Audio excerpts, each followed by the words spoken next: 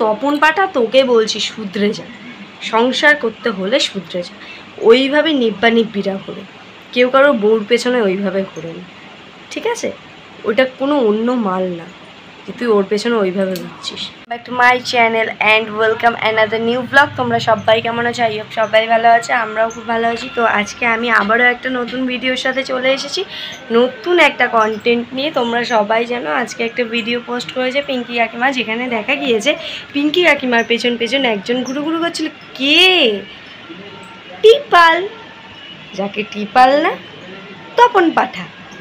টিপি তপন পাঠা। হ্যাঁ, ঠিক বলেছো, আর তোমরা ঠিকই ধরেছো।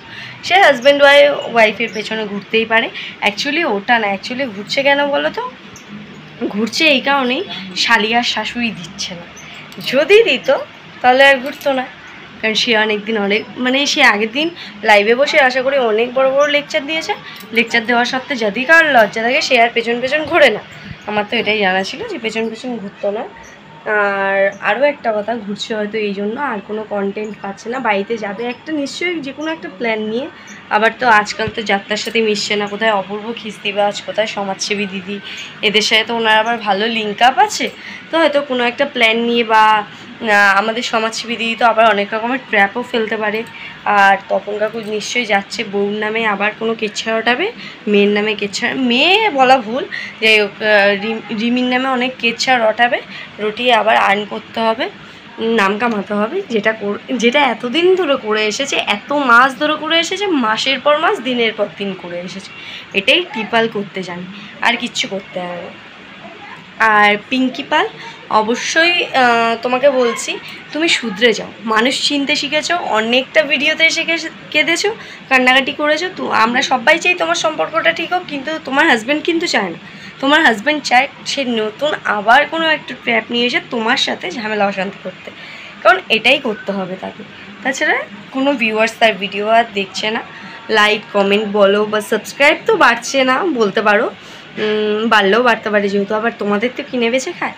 তোমাদের নাম ভাঙিয়ে যারা খাবে তারা অবশ্যই লাইক কমেন্ট সাবস্ক্রাইব পাবেই, ভিউজ পাবেই, কারণ তোমরাই এখন ট্রেন্ডিং ওয়াইটিতে। অভিস পূর্ণিমা লাইফস্টাইলও আজকে তুমি ভিডিও পোস্ট করতে না করতেই ভিডিও খুলে বসে পড়েছে, যে কয়দিন আগে তোমাদের নামে খুব কেচ্ছা রটিয়েছিল, তোমার নামে রটিয়েছিল কয়েক মাস আগে, দিশানি সাপোর্ট করেছিল যখন, সেও আজকে লাইভ খুলে বসে, লাইভ নয় সরি, ভিডিও খুলে বসে পড়েছে তোমার সাপোর্ট নিয়ে কথা বলতে। কাকু কাকিমা তোমরা সুখে শান্তিতে সংসার করো। তো আমিও বলবো, তোমার হাজব্যান্ড যদি শুধরে যায়, তুমি মনে করো, তবেই তুমি তোমার হাজব্যান্ডকে ফিরিয়ে নাও, নয়তো নিও না। তুমি আবারও ভুল করছো, কারণ তোমার পিছনে অনেকে অনেক রকম চক্রান্ত করছে, তুমি সেই চক্রান্তের শিকার। তুমি আর তোমার মেয়ে জামাই তোমরা হচ্ছে চক্রান্তের শিকার, এটা অনেকবার প্রমাণ পেয়েছো, আবারও পাবে। কারণ এখন ওয়াইটি জুড়ে যেগুলো হচ্ছে দেখতেই তো পাচ্ছ, তোমাদের নিয়ে পরে একের পর এক কন্টেন্ট নেমেই যাচ্ছে। আর তপন পাঠা তোকে বলছি শুধরে যা, সংসার করতে হলে শুধরে যা। ওইভাবে নিব্বিরা ঘোরে, কেউ কারো বউর পেছনে ওইভাবে ঘোরে না, ঠিক আছে? ওটা কোনো অন্য মাল না যে তুই ওর পেছনে ওইভাবে ঘুরছিস। তুই ওইটা করে কি বোঝাতে চাইবি? নিশ্চয়ই খারাপটাই, কারণ তুই ভালোটা বোঝাতে পারিসই না, কি বোঝাবি? আর মেয়ের বয়সী কটা ছেলে মেয়ে তো লাইভে গিয়ে বলছে কাকিমাকে, তুই বলছিস সেই তো কাকু পুরো বিন্দাস আছে। অতটা নাক কাটা বেহায়া হলে এরকম করতে পারে? তোদের মতনই অ্যাকচুয়ালি করতে পারে, তোরা ছাড়া এগুলো আর কারোর দ্বারা পসিবল না বা সম্ভব না। যেটাই বলো না কেন অনেকটা কম হয়ে যাবে তপন পাঠার জন্য।